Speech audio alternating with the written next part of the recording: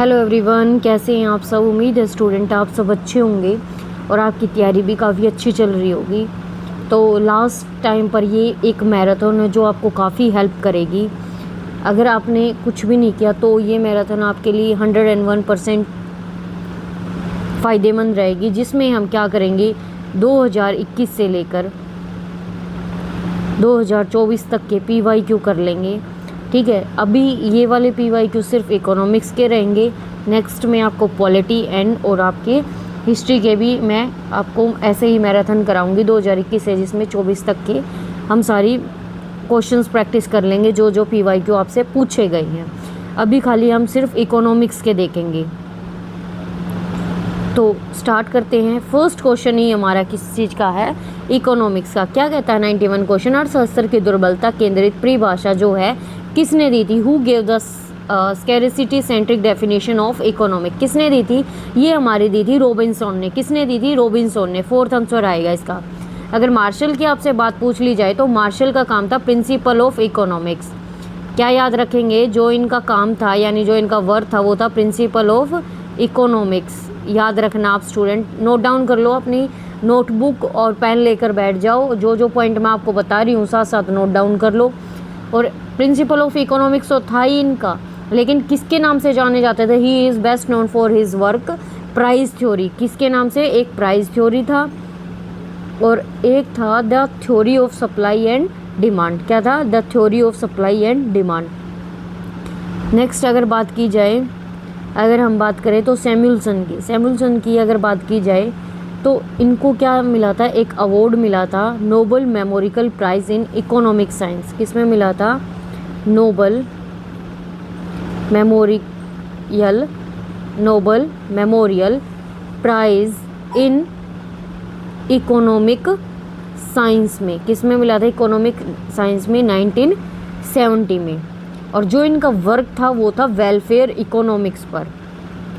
ठीक है, और statistical analysis of economic models पर। ये लाइंस आप याद रखना, क्योंकि जो जॉन अपने बात करें, अगर जो रॉबिन्सन थे, आंसर तो इसका रॉबिन्सन आएगा। जो रॉबिन्सन थे वो क्या थे, प्रसिद्ध ब्रिटिश अर्थशास्त्री थे जिन्होंने अर्थशास्त्र के क्षेत्र में महत्वपूर्ण योगदान दिया था और कैम्ब्रिज स्कूल ऑफ इकोनॉमिक्स की प्रमुख सदस्य थी। और इनके योगदान विशेष रूप से मनोली, प्रतिस्पर्धा, आर्थिक विकास और औपनिवेशिकता के क्षेत्रों में रहे थे। ठीक है, अब नेक्स्ट क्वेश्चन देखते हैं हम। तो इसका आंसर क्या आएगा स्टूडेंट, 4। और मैंने आपको चारों ऑप्शंस जो हैं आपके वो भी बता दिए हैं। अब नेक्स्ट क्वेश्चन देखते हैं। 103 जो क्वेश्चन है आपका वो किसका है, वो भी अपना इकोनॉमिक्स का है। तो जैसे मैं आपको करवा रही हूँ आप साथ साथ करते चलें। इकोनॉमिक्स का आपका कौन सा है, 103। इसे आपको भी ये रहेगा कि हाँ ये क्वेश्चन आपसे इकोनॉमिक्स, आप हेडलाइन डाल लीजिए इकोनॉमिक्स, तो वहाँ से आपको पता चल जाएगा। तो क्या क्वेश्चन बोल रहा है ये, मेक इन इंडिया का संबंध निम्नलिखित में से किस सेक्टर से है, यानी make in India related to which of the following field. किससे है, विनिर्माण सेक्टर से, कृषि सेक्टर से, सेवा सेक्टर से या शिक्षा सेक्टर से। किससे है, मैन्युफैक्चरिंग से, एग्रीकल्चर से, सर्विस से, एजुकेशन सेक्टर से। किससे है, मेक इन इंडिया का जो संबंध है। ठीक है, लॉन्च किसने किया था, ये लॉन्च किया था प्राइम मिनिस्टर अपने श्री नरेंद्र मोदी ने। कब, सितंबर 25, 2014 को।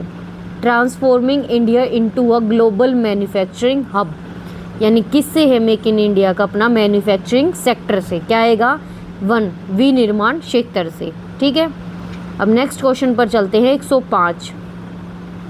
105 क्वेश्चन हमें क्या बोलता है कि which one of the following, जो करेक्टली मैच नहीं है, कौन सा करेक्टली मैच अपना नहीं है। तो जान लेते हैं। एग मार्क बिल्कुल सही है, अपने फूड प्रोडक्ट्स पर ही लगता है। मैंने आपको बताया है एग मार्क अपने फूड प्रोडक्ट्स पर लगता है। इको मार्क जो होता है डोमेस्टिक कंज्यूमर प्रोडक्ट्स लिख रखा है इन्हें, बट नहीं। हॉल मार्क तो आपको पता है मेटल्स वगैरह पर लगता है।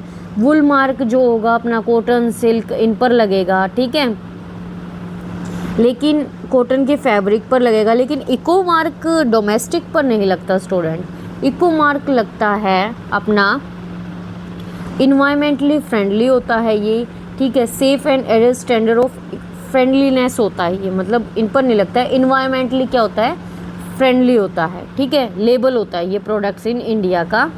Eco mark is a certification mark issue by bureau of India standard product conforming to set M and list important.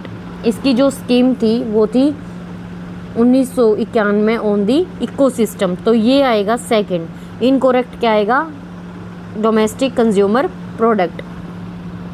Hallmark आपको पता चल गया, प्रीशियस मेटल्स पर लगता है। एग मार्क आपको पता चल गया कि फूड प्रोडक्ट्स पर लगता है, लेकिन एक पॉइंट लिख लेना, हेड ऑफिस कहाँ पर है एग मार्क का, फरीदाबाद हरियाणा में। कहाँ पर है, फरीदाबाद हरियाणा में, ठीक है।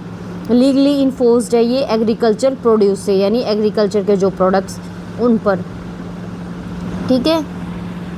इतनी बात आपको समझ में आई स्टूडेंट। एक और देख लीजिए आप, ये तो मैंने आपको इतना बता दिया, एक और मैं आपको बता देती हूँ, ICI मार्क, ठीक है। एक होता है अपना ICI मार्क, स्टैंडर्ड किससे होता है ये, इंडस्ट्रियल प्रोडक्ट पर। किस पर लगता है ये, अपना इंडस्ट्रियल प्रोडक्ट पर। क्या पता आपका नेक्स्ट क्वेश्चन यहाँ से आ जाए, तो याद रखना है इंडस्ट्रियल प्रोडक्ट्स पर लगता है, ठीक है। अब देखते हैं हम 107 क्वेश्चन। 107 क्वेश्चन हमारा क्या बोलता है कि लक्षित सार्वजनिक वितरण प्रणाली यानी TPDS का प्रारंभ कब हुआ। कब हुआ था इसका प्रारंभ जो है अपना, वो हुआ था जून 1997 को। कब हुआ था, जून 1997 को। किसने लॉन्च किया था, गवर्नमेंट ऑफ इंडिया ने। किसने लॉन्च किया था, गवर्नमेंट ऑफ इंडिया ने। It was launch to public distribution system. किसके लिए क्या था, पब्लिक डिस्ट्रीब्यूशन सिस्टम के लिए। और जिसका मेन काम क्या था, किस पर ज़्यादा फोकस किया था, purest section of the society, यानी जो गरीब लोग हैं, गरीब सोसाइटी है उनके ऊपर।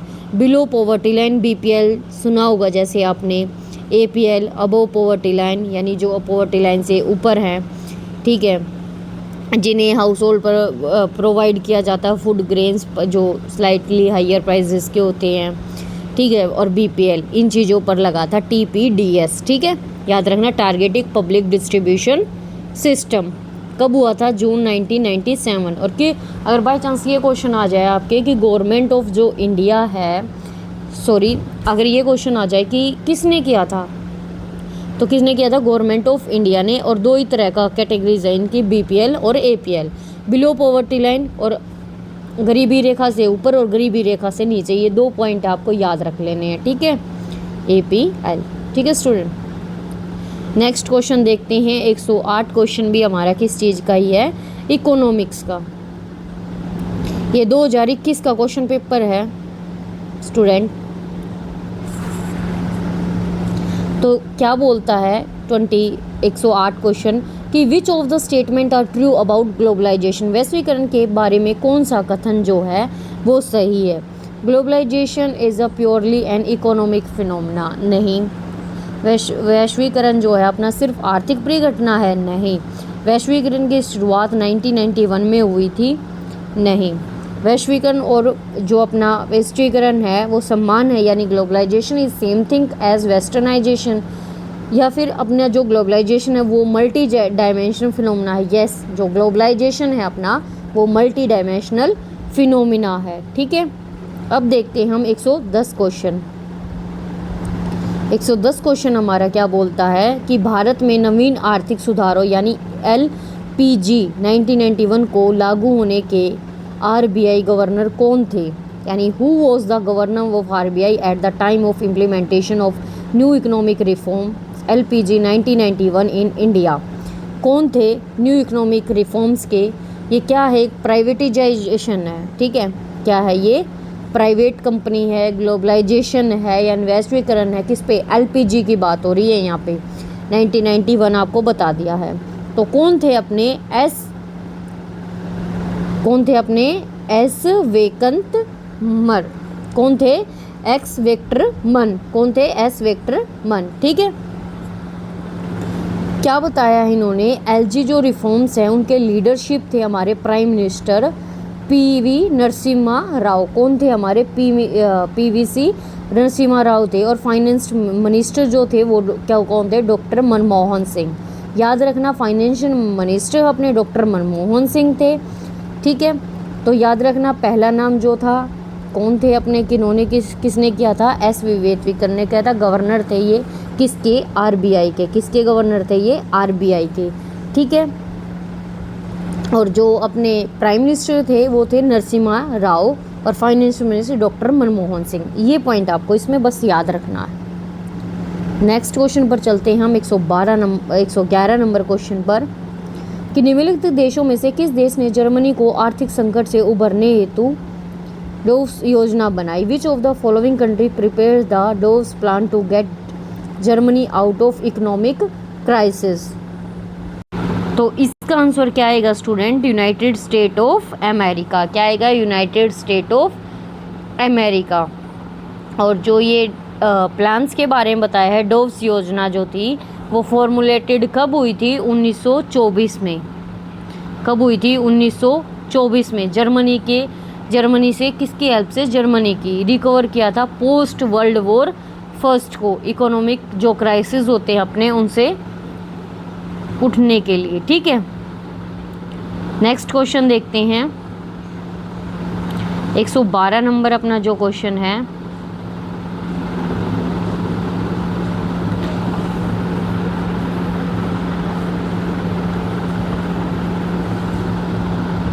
क्या कहते हैं 112 नंबर क्वेश्चन अपना, विच of the following is not Indian multinational corporation. निम्नलिखित में से कौन सा भारतीय बहुराष्ट्रीय निगम नहीं है। इसमें आएगा जो तीनों है ना अपनी इंडियन मल्टीनेशनल कॉरपोरेशन में अपनी आईटीसी भी आती है, जोमेटो भी आती है, माइक्रोमैक्स भी आती है, लेकिन जो नहीं आती नेस्ले कहाँ की है, स्विट्ज़रलैंड की। कहाँ की है, स्विट्ज़रलैंड की। ठीक है, नेक्स्ट क्वेश्चन की तरफ बढ़ते हैं। अब आएगा 129। ठीक है, साथ साथ ही करते चलोगे तो साथ साथ ही हो जाएगा, आपको बस एक रिवीजन की ही ज़रूरत रहेगी, बाकी साथ के साथ कर लो। यहीं से ही रिपीटेड क्वेश्चन होते रहते हैं। अब आप 21 से लेकर 24 तक का देखोगे ना तो उससे आपको ये आइडिया लग जाएगा क्वेश्चन कहाँ से रिपीट हो रहे हैं। Which of the following comment is inconsistent with respect to HDI। ठीक है, तो क्या बोला गया है कि HDI के संबंध में निम्नलिखित में से कौन सी टिप्पणी असंगत यानी सही नहीं है। तो देखते हैं, HDI से अभिप्राय हंगर डेवलपमेंट इंडेक्स है जिसे रैंक के रूप में प्रस्तुत किया जाता है। क्या क्या है, HDI stands for hunger development index which also presented as rank, या फिर it is using purchasing power parity method यानी समता पद्धति का उपयोग करते हैं। लाइफ एक्सपेक्टेंसी या at birth denotes average expected length of life of a person at the time of birth, यानी जन्म के समय जीवन प्रत्याशिता होती है जो जब किसी व्यक्ति के जीवन में अपेक्षित औसत लंबाई को दर्शाती है। मतलब HDI की बात कर रहे हैं। तो इनमें से असंगत जो है वो कौन सी है ये पूछ रहा है, या HDI से आय, स्वास्थ्य और शिक्षा शामिल किया जाता है, लेकिन असंगत जो है वो अपनी है ऊपर वाली की, वो सिर्फ एक रैंक को शो करता है। तो ए ऑप्शन इसका आएगा, क्योंकि ऐसा नहीं है। ये तीनों जो हैं अपने बिल्कुल ठीक है। ठीक है, HDI जो है अपना does not stand for hunger development index. क्या है ये, हंगर डेवलपमेंट।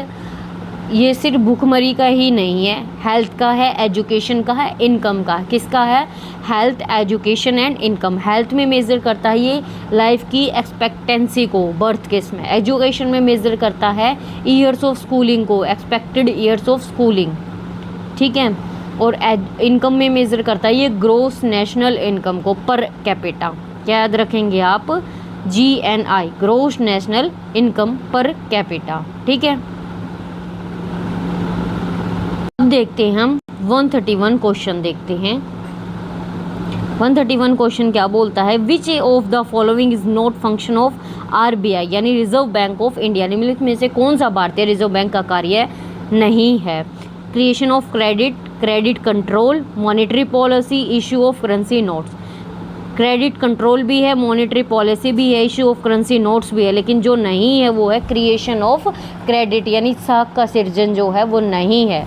मौद्रिक नीति भी है, करेंसी नोटों का क्या है, निगमन भी है, और अपना साख का नियंत्रण भी है। ठीक है, अब देखते हैं हम अपना 133 क्वेश्चन।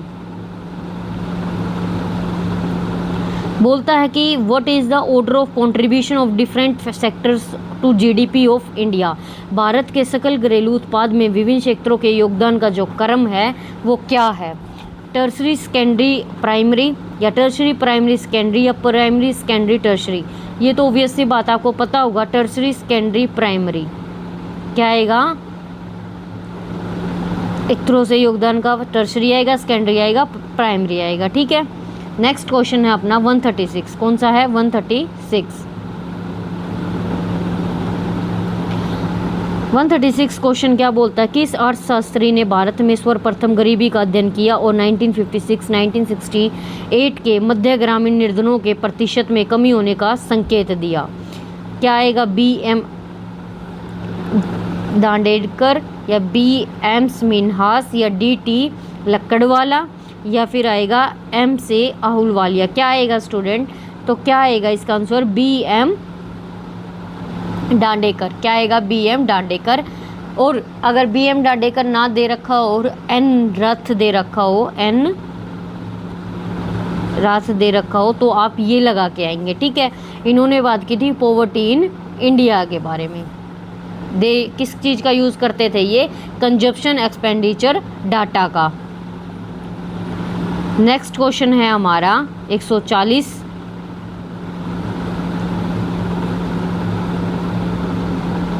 क्वेश्चन हमें क्या बोलता है, जो हाफेड के बारे में सत्य कथन जो है कौन सा है, यानी which statement is not true about HAFED. HAFED, आप एक लाइन लिख लीजिए, HAFED stand for Haryana state cooperative supply and marketing federation limited. तो क्या आएगा, HAFED stand for Haryana agriculture farm index education department. HAFED is largest apex cooperative union of the state and Haryana, यानी हाफेड हरियाणा राज्य का सबसे बड़ा शीर्ष सहकारी संघ है। HAFED come into existence on 1 November 1966। या फिर आएगा, HAFED plans to open HAFED market in all the district of Haryana. क्या आएगा इसका आंसर, तो इसका आंसर आएगा एक ऑप्शन। क्या आएगा, एक, जो कि है बिल्कुल गलत। हाफेड स्टैंड नहीं करता हरियाणा एग्रीकल्चर और फार्म एजुकेशन, नहीं, हरियाणा स्टेट कोऑपरेटिव सप्लाई को करता है और मार्केटिंग फेडरेशन को करता है। ठीक है, तो क्या आएगा, एक, 1 ऑप्शन जो है इसका सही रहेगा। मतलब अगर क्वेश्चन के असत्य है वो और बाकी सब सही हैं। 143 क्वेश्चन, लास्ट क्वेश्चन है ये आपका 2021 का 143। क्या बोलता है कि सतत विकास शब्द से क्या अभिप्राय है, यानी what is the meaning of word sustainable development. क्या अभिप्राय है आपका इससे, रैपिड डेवलपमेंट होता है, तेज़ी से विकास होता है, या कृषि का विकास होता है, या उद्योगों का विकास होता है, या फिर पर्यावरण संरक्षण के साथ आर्थिक विकास। तो क्या आएगा, 4th ऑप्शन, इकोनॉमिक डेवलपमेंट होता है इन्वायरमेंट प्रोटेक्शन से। ठीक है, तो ये थे अपने 2021 के PYQ जो आपसे पूछे गए हैं। ऑलमोस्ट मैंने हर एक चीज़ आपको बताने की कोशिश की है, तो आप इन्हीं को अच्छे से कर लेना। अगर आपने नोटबुक और पेन से लिखा होगा तो आपको साथ के साथ ये रिवाइज हो जाएगा। तो चलते हैं अब हम अपने 2022 की तरफ।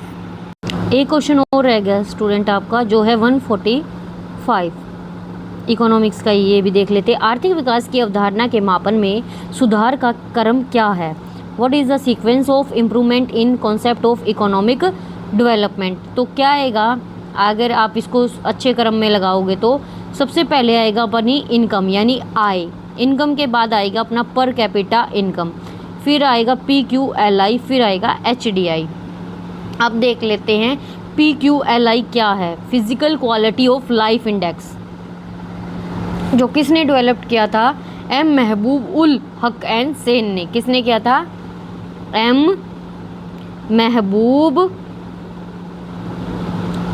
उल हक एंड सेन, कब? 1970 में, इतना याद रखना। और ये किस पर बेस्ड होता है? 3 कैटेगरीज पर बेस्ड होता है, लिख लो। Life expectancy at age 1, literacy rate पर, और इन्फेंट मोर्टेलिटी रेट पर, ठीक है। शिशु जन्म दर पर, जो अपनी लिटरेसी रेट है, और साक्षरता और लाइफ एक्सपेक्टेंसी पर, ठीक है। ये पॉइंट याद रखने का, ठीक है। और इसके बाद अपना 147 एक क्वेश्चन और है। सूची 1 और सूची 2 में मिलान कीजिए, नीचे दिए गए में सही उत्तर का चयन कीजिए। तो सही उत्तर इसमें क्या है? अशोक मेहता जो कमेटी है वो कब आई थी? 1978 में। कब आई थी वो? 1978 में। Panchayati Raj institution in India. LM Singhvi committee कब आई थी? LM सिंघवाई कमेटी आई थी 1986 में आई थी। Constitutional framework of Panchayati Raj in India. फिर आता है John Mathai committee. John Mathai committee आई थी 1953 में और 1954 में, पब्लिक एडमिनिस्ट्रेटिव रिफॉर्म्स। और फिर आती है स्थानम समिति, ये आई थी अपनी 1963 में। एंटी कॉरपोरेशन, जो मेजर किसको करती है? इम्प्रूव करने के लिए, किसको? पब्लिक जो एडमिनिस्ट्रेशन होता है, प्रशासन होता है, उसको करने के लिए। तो ये थे अपने 2021 के। अब हम देखेंगे अपने 2022 के PYQ। 2022 के हम PYQ देखेंगे, ठीक है। तो सबसे पहला जो क्वेश्चन रहेगा वो अपना रहेगा 93 क्वेश्चन। कौन सा रहेगा? 93। देख लेते हैं। Delta C upon delta Y व्यक्त करता है, किस चीज़ को व्यक्त करता है? डेल्टा C होता है चेंज इन कंजप्शन और डेल्टा Y होता है change in income. Delta C किसको डिनोट करता है? कंजप्शन को। किसको? कंजप्शंस को। और डेल्टा Y जो होता है वो चेंज इन इनकम, किसको? इनकम को, ठीक है। तो क्या इसका आंसर आएगा स्टूडेंट? इसका आंसर आएगा अपना MPC। क्या आंसर आएगा? MPC, ए ऑप्शन आएगा, मार्जिनल प्रोपेंसिटी टू कंज्यूम, ठीक है। एक डाटा होता है, ये अपनी कंजप्शन होती है, ये अपनी इनकम होती है। तो जो दर होती है वो इस तरह से बढ़ती है, ठीक है, ऊपर की तरफ चलती जाती है। पहले थोड़ा होगा, फिर और थोड़ा बढ़ेगा, फिर बढ़ जाएगा और फिर वो बढ़ ही जाएगा, ठीक है। कंज्यूमर स्पेंड करता है अपने अच्छे गुड्स पर, सर्विसेज पर, ठीक है। फिर 95 क्वेश्चन देखते हैं जो कि अपना इकोनॉमिक्स का ही है। निम्नलिखित में से किस बाजार में फर्म कीमत यानी प्राप्तकर्ता होती है? Under which of the following market in firm as price taker. किस में होती है? परफेक्ट कंपटीशन में। किस में होती है? परफेक्ट कंपटीशन में, पूर्ण प्रतियोगिता होती है, ठीक है। अगर हम वहीं पर क्लासिफिकेशन देखने लग जाएं, अगर मार्केट की अगर हम क्लासिफिकेशन देखते हैं, अगर क्लासिफिकेशन देखें तो हम क्या देखेंगे? कितने तरह का कंपटीशन होता है। एक हमारा होता है परफेक्ट कंपटीशन होता है, एक मोनोपोली मार्केट होती है अपनी, ठीक है, जिसे हम एक अधिकार बाजार बोलते हैं। मोनोपोलिस्टिक कंपटीशन मार्केट होती है, एकल विक्रेता प्रतियोगिता बाजार बोलते हैं। एक होती है ओलिगोपोली मार्केट यानी अल्पाधिकार बाजार। ये 4 तरह की मार्केट होती हैं अपनी, ठीक है। तो क्या आएगा? परफेक्ट कंपटीशन, क्योंकि किसकी बात की गई है? ने प्राइस टेकर की बात की है। नेक्स्ट क्वेश्चन की तरफ चलते हैं जो है अपना 97। बोलता है कि साधन की मांग क्या है? क्या है? Derived demand. क्या है? Derived demand. ड्राइव्ड डिमांड क्या होता है? ड्राइव्ड डिमांड जो होता है वो होता है the demand for a factor of production, यानी जैसे हम लैंड की डिमांड करें, भूमि की, लेबर की, ठीक है, कैपिटल की, एंटरप्रेन्योर की, ठीक है, अगर किस चीज़ की? गुड्स की, हेल्प टू प्रोड्यूस। और डायरेक्ट डिमांड जो होता है वो क्या होता है? डायरेक्ट डिमांड होता है goods that directly satisfy human, जो मनुष्य को चाहिए, जैसे फूड और भोजन और कपड़े। जॉइंट डिमांड क्या होता है? जॉइंट डिमांड होता है 2 और more goods are demanded together, जैसे कार भी और फिर पेट्रोल भी चाहिए, तो ये होता है जॉइंट डिमांड, ठीक है। तो ये क्या आएगा? ड्राइव्ड डिमांड आएगा। Demand of for a factor, जब हम किसी चीज़ की डिमांड करते हैं तो उसके लिए आता है लैंड, लेबर और कैपिटल। याद रखना, ये भी आ सकता है ड्राइव डिमांड में क्या आता है? लैंड, लेबर और कैपिटल। याद रखना, लैंड, लेबर और कैपिटल किस में आएगा? ड्राइव डिमांड में। लिख लो साथ के साथ। डायरेक्ट डिमांड में आएगा अपना फूड और क्लॉथ्स, और जॉइंट डिमांड में आएगा कार एंड पेट्रोल। ऐसे ही हम अब 98 क्वेश्चन देखते हैं अपना। 98 क्वेश्चन हमें क्या बोलता है कि all combinations on an equivalent curve signify, एक समोपद वक्र के सभी संयोग जो हैं क्या दर्शाते हैं, वो हमें दर्शाते हैं सेम लेवल का आउटपुट। क्या दिखाते हैं? सेम लेवल का आउटपुट। मान लो ये अपना डायग्राम है, ये अपनी कैपिटल है, तो ये अपना क्या है? लेबर। एक लाइन जो ग्राफ यूज़ करते हैं किसके? माइक्रो इकोनॉमिक्स का, ठीक है, जिसमें इनपुट होते हैं that will produce same output. जो इनपुट होते हैं ना वो हमें क्या करते हैं? सेम आउटपुट वो करते हैं। जैसे यहाँ अपना क्या है? इतनी ऊंचाई पर अपना पैसा है, तो डिमांड जो है वो क्या हो जाती है? बिल्कुल लो लेवल पर हो जाती है। जो हमें क्या दिखाते हैं, मतलब जितनी ज़रूरत होती है उतनी चीज़ें होती हैं, तो वो हमें सेम लेवल का ही क्या करती है? आउटपुट दिखाती है। यानी जितनी आप पर मनी होगी तो उस तरह का ही आपको क्या मिलेगा? आउटपुट देखने को मिलता है। 101 नंबर क्वेश्चन आपको क्या बोलता है कि निम्नलिखित में से कौन सा स्पष्ट अर्थशास्त्र में संबंधित नहीं है? कौन सा नहीं है? General price level, income level, theory of output and employment level, ये तीनों जो हैं वो अपने क्या करते हैं? मैक्रो इकोनॉमिक्स में आते हैं। लेकिन कंज्यूमर इक्विलिब्रियम है वो मैक्रो इकोनॉमिक्स में नहीं आता। वो किस में आता है? अपना माइक्रो में। तो मैक्रो इकोनॉमिक्स में अपने कौन कौन से आएंगे आपको बता दिया। उपभोक्ता व्यवहार सिद्धांत, उत्पादक व्यवहार सिद्धांत, कीमत सिद्धांत। एक उपभोक्ता व्यवहार सिद्धांत, एक उत्पादक। लेकिन जो अपने मैक्रो इकोनॉमिक्स के हैं, सॉरी ये माइक्रो के बताए हैं मैंने, उपभोक्ता, कंज्यूमर, प्रोड्यूसर और कीमत, ठीक है। राष्ट्रीय आय, राजकोषीय नीति, मॉनेटरी पॉलिसी, सरकारी बजट, आर्थिक समृद्धि, आर्थिक विकास, मुद्रास्फीति, गरीबी, बेरोजगारी, सब अपना मैक्रो में आता है। यानी कंज्यूमर वाला जो आएगा अपना किस में आएगा? माइक्रो में। कंज्यूमर किस में आएगा? माइक्रो में। कंज्यूमर आएगा अपना माइक्रो में, ठीक है। 109 नंबर क्वेश्चन क्या कहता है?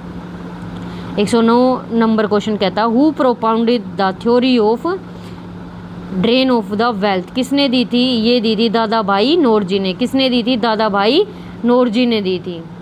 113 नंबर क्वेश्चन बोलता है कि the principle of maximum social advantage was propounded bye.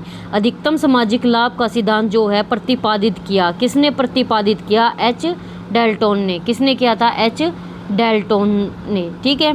अगर और ये तो आपको पता चल गया कि principle of maximum social advantages किसने दिया था? डेल्टन ने दिया था। लेकिन अगर लिंडाल ने की बात आ जाए तो आप क्या बोलोगे? किस पे था? विलिंगनेस टू पे। क्या था? विलिंगनेस टू पे। और ए वैगनर का जो था किस पर था? ए वैगनर का इन्होंने किया था state that as economic development, government share of economy, यानी गवर्नमेंट एक्सपेंडिचर पर। और अगर मुशग्रेव की बात की जाए तो इनकी जो थ्योरी थी और जो काम था वो था पब्लिक फाइनेंस पर, ठीक है, and the role of government in allocating resources पर, ठीक है। तो आप इतना याद रख लेना जो मैं आपको बता रही हूँ। 116 नंबर क्वेश्चन क्या कहता है कि when total utility decrease marginal utilities, अगर टोटल कुल उपयोगिता घट जाएगी तो सीमांत उपयोगिता कितनी क्या बचेगी? वो भी नेगेटिव होती आएगी, ठीक है। क्या हो जाएगी? वो नेगेटिव हो जाएगी। ये भी यूटिलिटी किसके द्वारा प्रपोज्ड है? मार्शल के द्वारा। लेकिन ओरिजिनल यूटिलिटी एनालिसिस यानी क्रमवाचक उपयोगिता है वो किसने दिया था? हिग्स और एलन ने। किसने? हिग्स और एलन ने। लेकिन यूटिलिटी किसने दिया था? यूटिलिटी दिया था सिर्फ मार्शल ने। यूटिलिटी दिया था मार्शल ने, जिसमें हम बताते हैं दो तरह की, कुल उपयोगिता और मार्जिनल उपयोगिता, यानी कार्डिनल यूटिलिटी एक होती है ऑर्डिनल यूटिलिटी, ठीक है।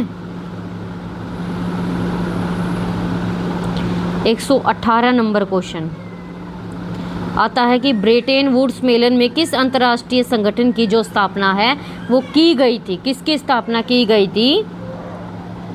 Brayton Woods conference was held in July 1944 में। किसकी की गई थी? IMF की। और याद रखना सेकंड की गई थी वर्ल्ड बैंक की। याद रखना वर्ल्ड बैंक की, ठीक है। UNICEF इसकी फुल फॉर्म है United nation chief United nation children fund created हुआ था 1946 में, ठीक है, याद रखना ये। और WHO को आपको पता है वर्ल्ड हेल्थ ऑर्गेनाइजेशन 1948 में यूनाइटेड नेशन है। नाटो क्या है अपना, नॉर्थ अटलांटिक ट्रीटी ऑर्गेनाइजेशन 1949, ठीक है, ये मिलिट्री और पॉलिटिकल कॉरपोरेशन। नेक्स्ट क्वेश्चन है 120। Disposable income is equal to व्यय योग्य आय क्या है? क्या है? Personal income and personal taxes. क्या है? Personal income and personal taxes. 125 number question क्या बोलता है? एग्रीगेट सप्लाई डिमांड्स ऑन, यानी समग्र पूर्ति निर्भर है जो किस पर है? कैपिटल पर भी है अपनी, यानी पूंजी पर भी, तकनीकी का सदर, लेवल ऑफ टेक्नोलॉजी और श्रम उत्पादकता यानी लेबर प्रोडक्टिविटी पर भी है। तो जो भी ऑप्शन है वो सारे क्या है? सही हैं। तो 4 इसका क्या होगा? आंसर होगा। 126 नंबर क्वेश्चन क्या कहता है? निम्नलिखित में से कौन सी वह एजेंसी दिल्ली मुंबई औद्योगिक कॉरिडोर परियोजना के लिए वित्तीय मदद प्रदान कर रही है? कौन सी कर रही है? Government of Japan. कौन सी कर रही है student? Government of Japan. 129 number question बोलता है नीति आयोग के प्रथम उपाध्यक्ष कौन थे? अरविंद पनगड़िया। कौन थे? अरविंद पनगड़िया। राजीव कुमार जो थे सक्सेस्ड हुए थे किससे? अरविंद पनगड़िया से, जो क्या थे? वाइस चेयरमैन थे किसके? नीति आयोग के, जो 2017 में थी, ठीक है। अमिताभ कांत के बारे में बताया जाए तो वो क्या थे? CEO। राजीव कुमार चेयरमैन थे, वाइस चेयरमैन, ठीक है। अगर रघुराम रंजन की बात की जाए तो वो गवर्नर थे किसके? RBI के। और थर्ड वाइस चेयरमैन भी थे नीति आयोग के, सुमन बेरी के। लिख लीजिए आप ये साथ के साथ, आपको अच्छे से याद रहेगा। मेक इन इंडिया प्रोग्राम का संबंध, यानी 133 नंबर अपना क्वेश्चन क्या कहता है? Make in India program concern, यानी मेक इन इंडिया प्रोग्राम का संबंध किससे है? 25 उद्योग क्षेत्र से। किससे है? 25 उद्योग क्षेत्र से। और लॉन्च कब किया गया था? लिख लीजिए 25 सितंबर 2014 को। लिख लीजिए स्टूडेंट साथ के साथ। लॉन्च किया था प्राइम मिनिस्टर नरेंद्र मोदी ने। स्लोगन था मेक इन इंडिया या मेक फॉर द वर्ल्ड। दो लिखा सकता है, मेक इन इंडिया, या फिर आपको लिखा मिल सकता है मेक ऑफ दी वर्ल्ड। और रेज मैन्युफैक्चरिंग कंट्रीब्यूशन था 25% GDP का, ठीक है। और कितने थे? 25 सेक्टर थे, और 25 सेक्टर थे और 27 क्या थी? इंडस्ट्री थी। लिख लीजिए। क्रिएट किया था इन्होंने 100 मिलियंस जॉब को मैन्युफैक्चरिंग में, ठीक है। नेक्स्ट देखते हैं 134 number. According to Malthus population increase in geometrical projection, यानी गुणोत्तर दर पर। थॉमस माल्थस से 1798 में number of people would increase, कितने इंक्रीज कर रहे हैं तेजी से फूड सप्लाई में, ठीक है, वो चीज़ बता रखी है। एक होती है प्रिवेंटिव चेक, होते हैं फिजिकल चेक। पॉपुलेशन ग्रो के लिए हम जियोमेट्रिकल फंक्शन का यूज करते हैं। इन्होंने उसके पॉपुलेशन के बारे में ही पूछा है। अगर हमसे फूड सप्लाई के बारे में पूछाता होता तो हम अर्थमेटिकल प्रोजेक्शन लगाते। 142 क्वेश्चन क्या बोलता है? When was world trade organization establish, यानी विश्व व्यापार संगठन की स्थापना कब हुई थी? 1 जनवरी 1995 में। कब हुई थी? तो WTO क्या है? अपना एक वैश्विक अंतर्राष्ट्रीय संगठन है जो सदस्य देशों के मध्य व्यापार नियमों से क्या करता है? संबंधित है। और इसकी स्थापना 1 जनवरी 1995 में हुई थी, मार्केश समझौते के हिस्से के रूप में हुई थी, ठीक है। और जो वर्ष 1994 में मार्केश सम्मेलन में सफल हुई थी वर्ल्ड ट्रेड ऑर्गेनाइजेशन। तो ये थे स्टूडेंट अपने 2022 के क्वेश्चन। अब हम बढ़ते हैं 2023 के क्वेश्चंस पर।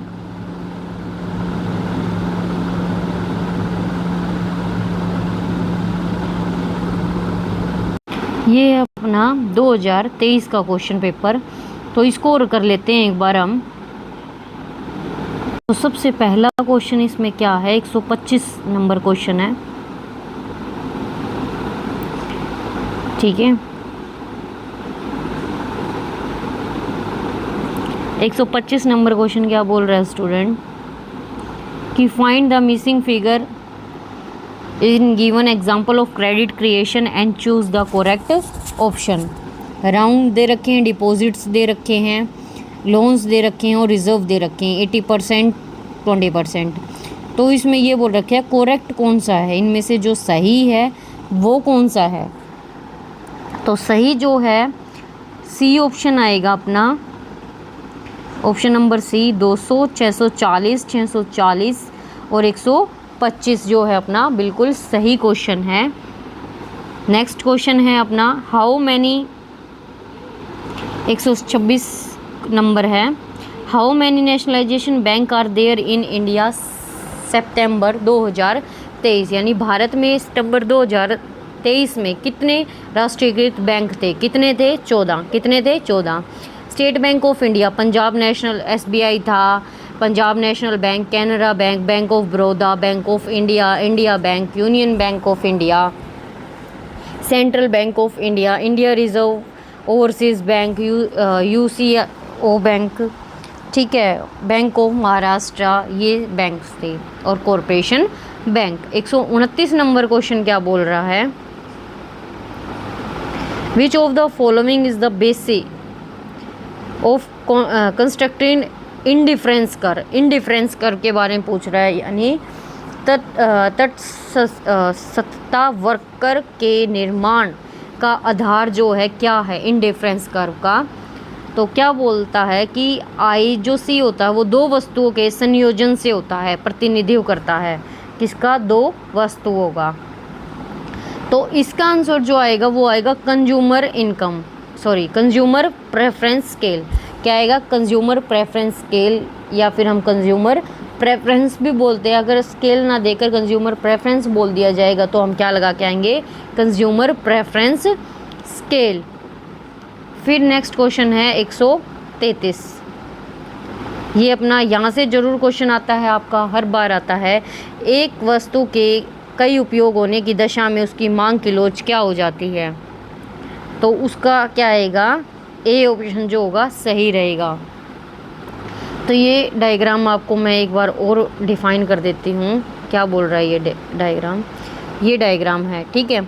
इसमें यहाँ पर अपनी क्वांटिटी होती है, यहाँ पर अपना प्राइस होता है। तो आप याद रखना आई से हमेशा ऐसे याद रखना जो अपना इक्वल रहेगा। ये डायग्राम मैं आपको एक बता देती हूँ, अच्छे से क्लियर कर देती हूँ student,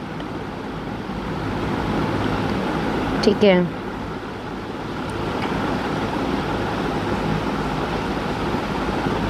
just 1 minute.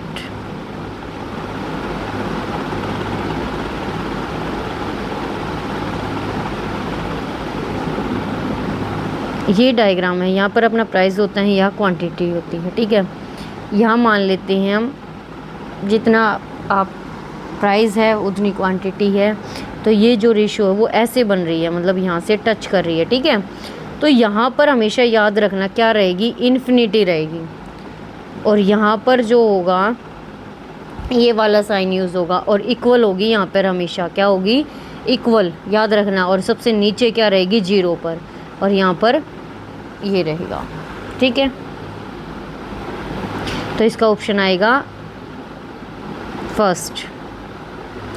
Next question है 136, यूएनओ की स्थापना की मील पत्थर घटनाओं का सही क्रम कौन सा है, यानी यूएनओ का फॉर्मेशन है जो माइलस्टोन का, उसका सही क्रम कौन सा है।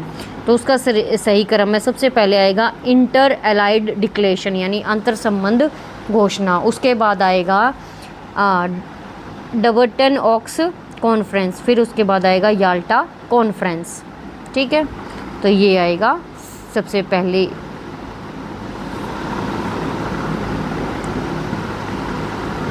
नेक्स्ट क्वेश्चन है हमारा 123 में है 142 नंबर क्वेश्चन, लास्ट क्वेश्चन है जो कि आपका, भारत की पहली निजी सेक्टर की रेलगाड़ी कौन सी थी, कौन सी थी, तेजस एक्सप्रेस, कौन सी थी, तेजस एक्सप्रेस।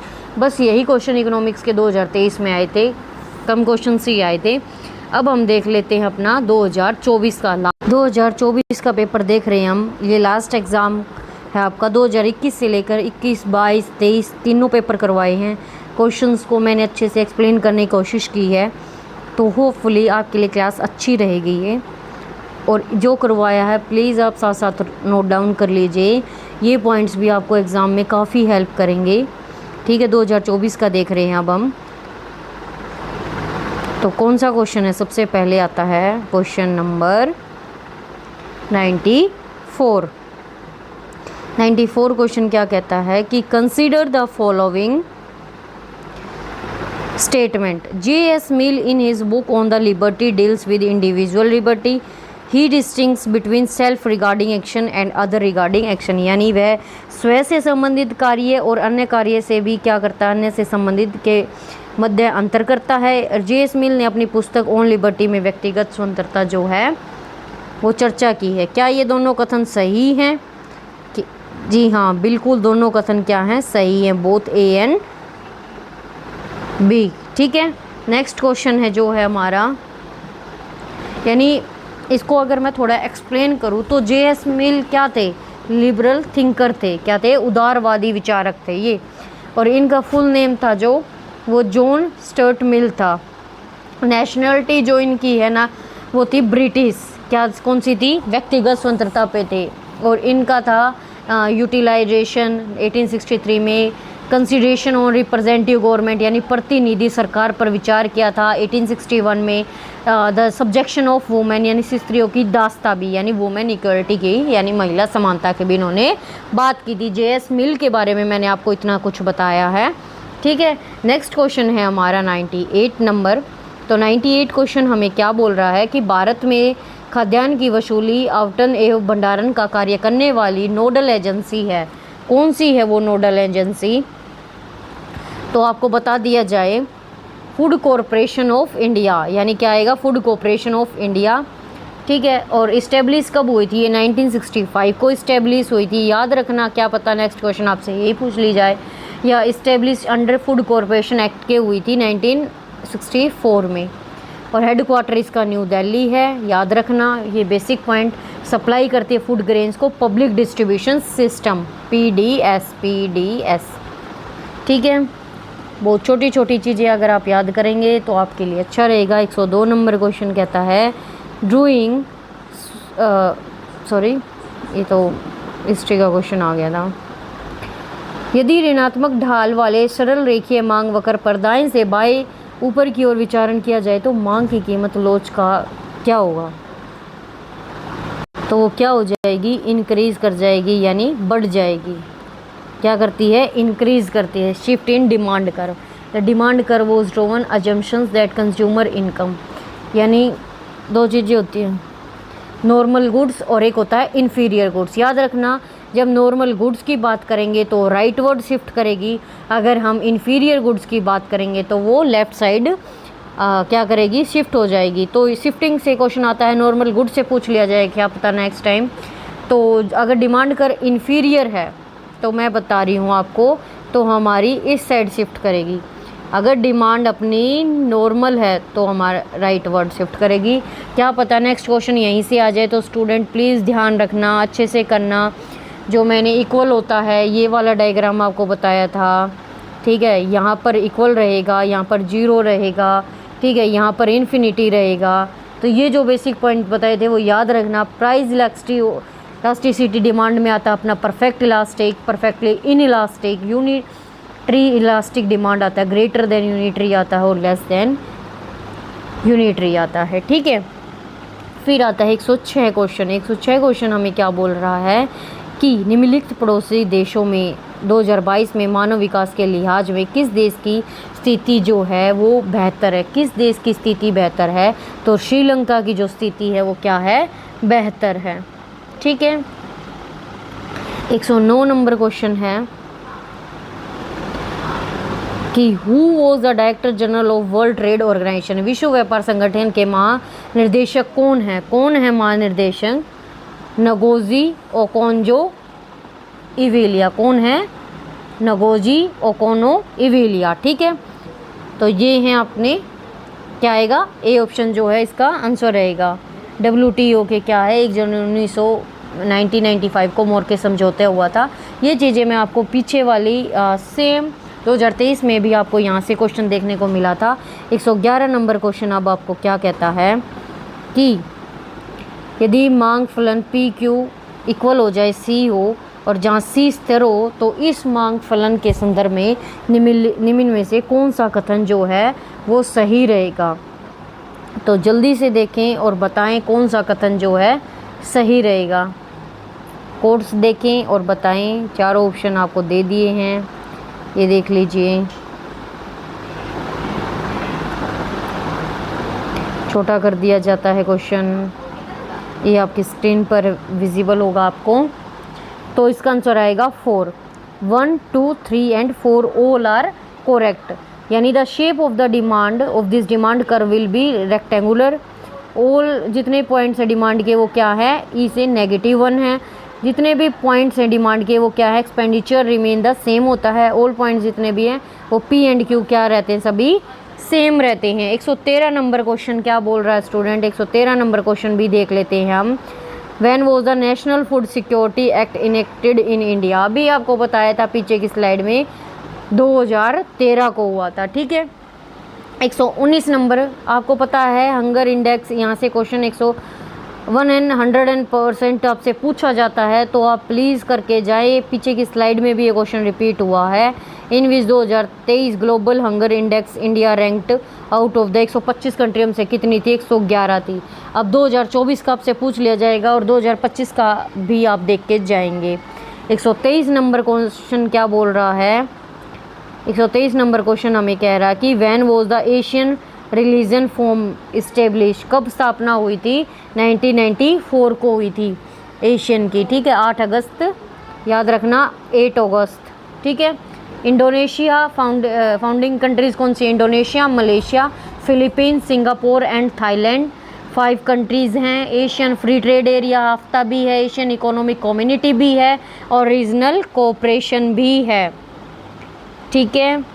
अब बात करें अगर हम 139 क्वेश्चन की, तो 139 क्वेश्चन अपना क्या बोल रहा है, बस हो ही गए आपके लगभग क्वेश्चंस। तो किस वर्ष में देश के अंदर 3 क्षेत्रों का उत्पादन योग कहलाता है। किसी वर्ष में देश के अंदर 3 क्षेत्रों में उत्पादन का योग कहलाता है, वो आएगा जीडीपी, ठीक है। क्या आएगा, GDP. The sum of production of 3 sectors within a country during in particular year is called GDP. 141 question क्या बोल रहा है, 141 कैसा है, क्षेत्रों का वर्गीकरण सार्वजनिक व निजी क्षेत्रों में करने का आधार है। क्या आधार है, ओनरशिप ऑफ एंटरप्राइजेज। क्या है, ओनरशिप ऑफ एंटरप्राइज यानी उपक्रम का स्वामित्व। नेक्स्ट क्वेश्चन है 146 क्वेश्चन क्या बोल रहा है आपको, यूरोपीय संघ का गठन किस संधि द्वारा हुआ था। किस संधि द्वारा हुआ था, मास्ट्रिच ट्रीटी यानी संधि के द्वारा हुआ था। एक जो है आपकी डनकर्क संधि है वो यूके फ्रांस डिफेंस पैक्ट की है, 1947 में हुआ था इसका। मार्कस ट्रीटी का कब हुआ था, WTO की है, कब हुआ था इसका, 1994 में।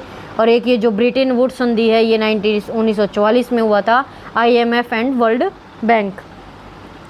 यूएनओ की अगर आपको बात की जाए तो 24 अक्टूबर 1945 को संयुक्त राष्ट्र का संबंध अमेरिका के राष्ट्रपति रूजवेल्ट द्वारा किया गया था, ठीक है।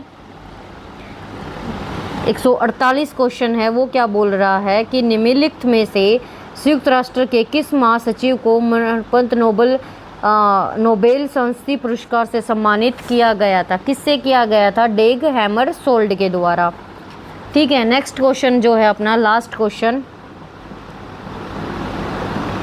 150, ठीक है। मजदूरी का लौह सिद्धांत अवधारणा किसकी दी हुई है, वो है फोर्डिनैंड नास्ले की। किसकी है, फोर्डिनैंड नास्ले की। एडम स्मिथ की क्या है, एडम स्मिथ की है मॉडर्न इकोनॉमी, फादर हैं ये।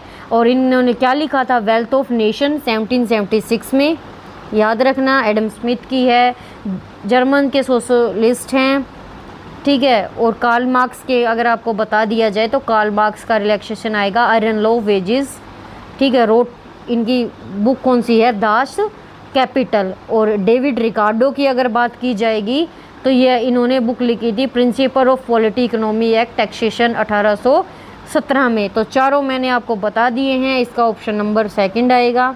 तो ये थे अपने 150 क्वेश्चन 2021 से लेकर मैंने आपको 24 तक के करवा दिए। 4 साल के मैं आपको क्वेश्चंस करवा चुकी हूँ। होपफुली आपको क्लास अच्छी लगी होगी और ये क्लास आपके लिए काफ़ी अच्छी है स्टूडेंट, इसको करके जाएं, बिल्कुल अच्छे से आप करके जाएं, ठीक है। और जो जो पॉइंट्स मैंने आपको बताए हैं वो आप साथ के साथ कर लीजिएगा तो आपके लिए ईजी रहेंगे। तो मिलते हैं नेक्स्ट क्लास में जिसमें मैं आपको पॉलिटी का करवा दूँगी, ठीक है। Thank you.